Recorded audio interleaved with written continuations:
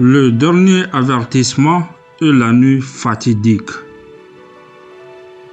Après les 9 plaies successives qui s'étaient abattues sur l'Égypte, Allah Azawajal, dans sa miséricorde infinie, envoya un dernier avertissement au pharaon et à son peuple. Un avertissement d'une gravité sans précédent, destiné à ébranler leur arrogance et à les pousser à la soumission avant qu'il ne soit trop tard. Moïse, le cœur lourd du poids de la responsabilité et de la connaissance du châtiment à venir, se présenta une dernière fois devant le pharaon. Avec une clarté poignante, il annonça le décret divin. Si le peuple d'Israël n'était pas libéré avant la nuit prochaine, une calamité terrible s'abattrait sur l'Égypte. Mais le cœur du pharaon était devenu imperméable et à toute forme de raisonnement ou de compassion. Au lieu de se soumettre à l'évidence de la puissance divine, il se laissa submerger par une rage noire et un orgueil démesuré. Il rejeta avec mépris l'ultimatum de Moïse, le menaçant de représailles s'il ne cessait de le défier.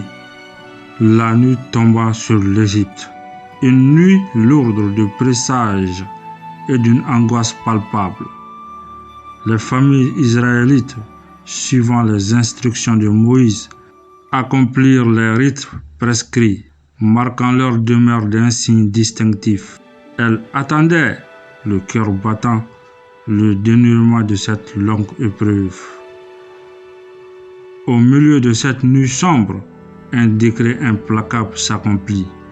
Un châtiment terrible s'abattit sur l'Égypte.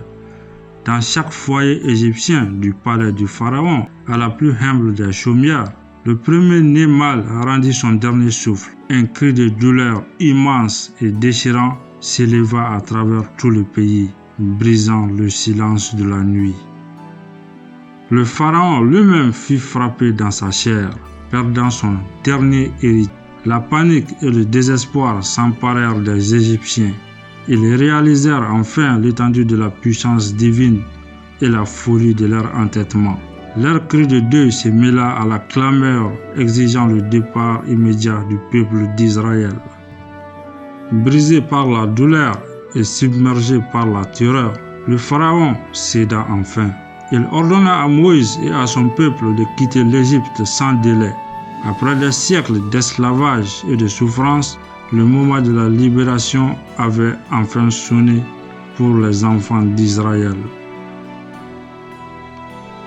Ils quittèrent l'Égypte en hâte, emportant avec eux les maigres biens qu'ils possédaient et le souvenir des épreuves endurées. Derrière eux, ils laissaient un pays en deuil et un pharaon rongé par le remords et la colère.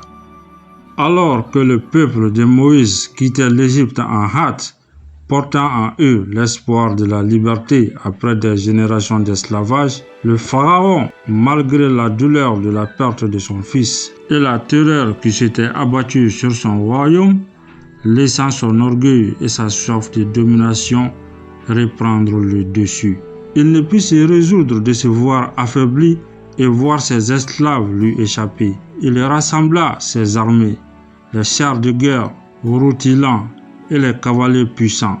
Son cœur endurci ne pouvait accepter cette humiliation.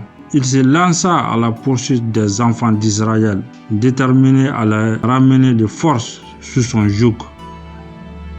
Au même moment, guidé par Allah Azawajal, Moïse conduisit son peuple vers la mer Rouge. Alors que les armées du pharaon se rapprochaient, sémant la panique parmi les fugitifs, Allah Azawajal révéla à Moïse un nouveau miracle. Il lui ordonna de frapper la mer de son bâton. Et lorsque Moïse frappa les eaux, un spectacle prodigieux se produisit.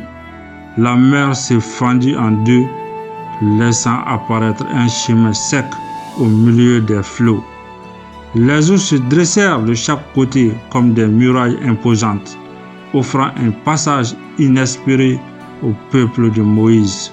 Dans un silence empreint de crainte et d'émerveillement, les enfants d'Israël s'engagèrent sur ce chemin miraculeux, traversant la mer à pied sec, tandis que les vagues se dressaient de part et d'autre, les protégeant de la fureur des eaux.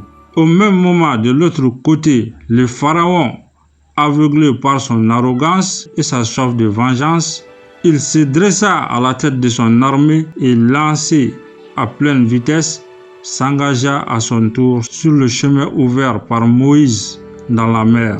Il était déterminé à rattraper ses anciens esclaves et les ramener en Égypte.